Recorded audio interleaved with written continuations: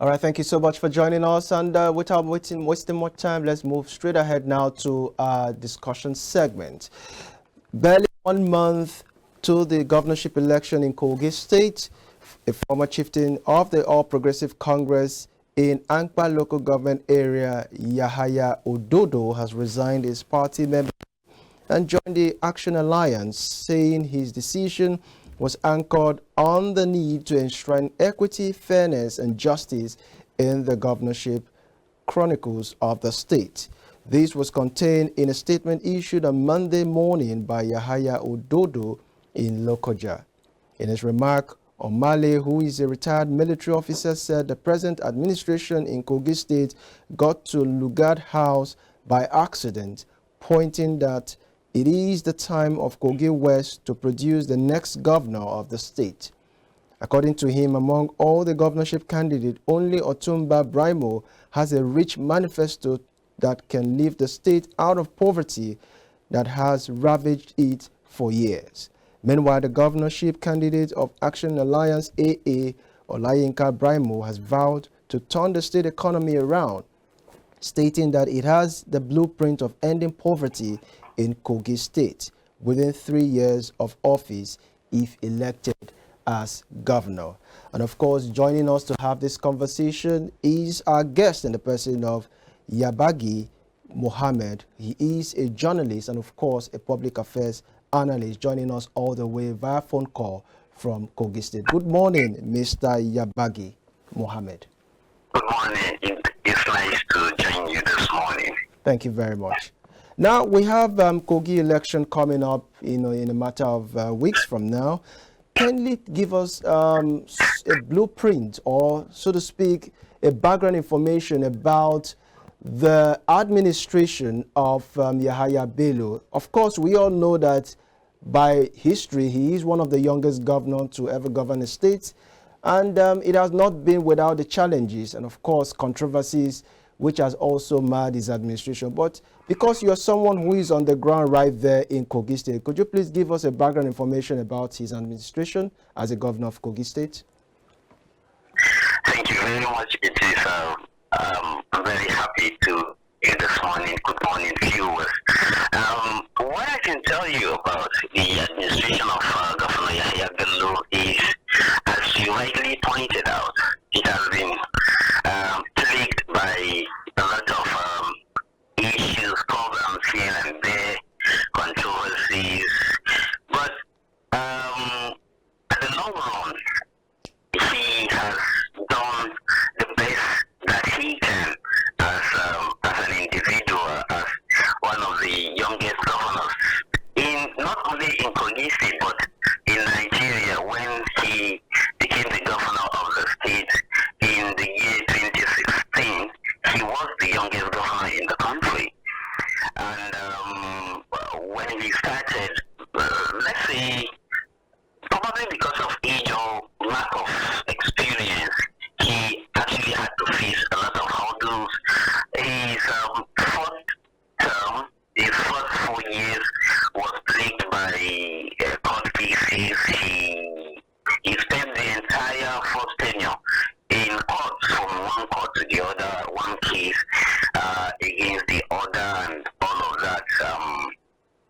His chief of staff, now his deputy governor, was practically the one running the state in the first tenure, and the government did the best it could, even though screening upon screening, lack of payment of workers as and when due, and all of that plagued the first tenure, and it affected a lot of things, even though he had a few things that he achieved in the first tenure that were actually not visible because of the controversies that were more than, the achievements. And but the second tenure, this second term, he is different, even though the controversies, some of them never left, and it has been like that. But by and large, I think establishing two state-owned universities in West and Central Senatorial District to make the state-owned universities to amount to three now, and other few things he was able to achieve. I think that has been just the long and short of his 8 years in the saddle of Kogi State government.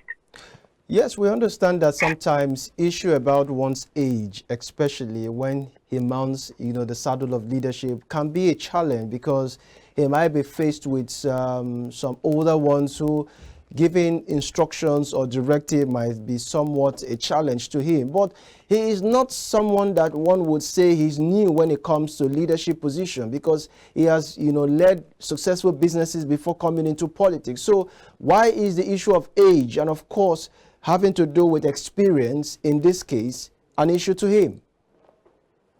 Listen up, my brother. The running a private entity, running a private business is different from governance. I can tell you for sure, but this is not me trying to, fill the gaps for him for whatever problems he faces. I'm not saying age was the problem. No, age was not the problem. The fact that there were a lot of problems. The approach to the screening that he did in his first tenure, the approach was wrong, and even after the screening, what later came about after the screening result was submitted and all of that, the approaches were all wrong. Why do you say the approaches were wrong? What exactly were those wrong moves that he made?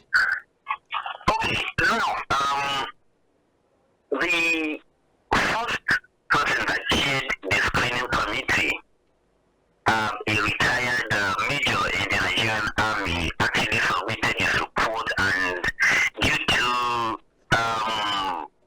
protests and complaints, he had to jettison the report that was submitted, and then instituted an appeal committee.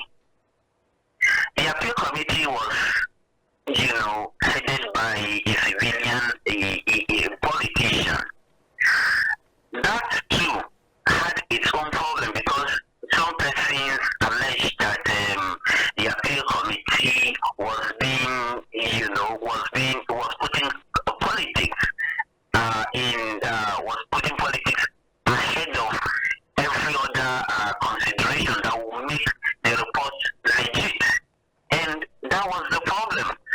That was where the problem started because even after the screening, he couldn't still pay civil servants, especially at the local government level, he couldn't pay them their salary as and when due. He couldn't pay them what was due to them. The amount or the total pay of civil servants in the state did not still come down, despite the fact that a lot of persons were removed.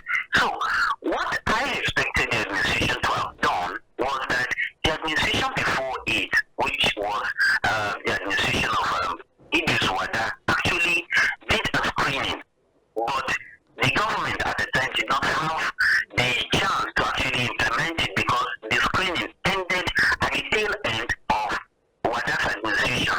I expected the current administration to dust up the report of that administration and say,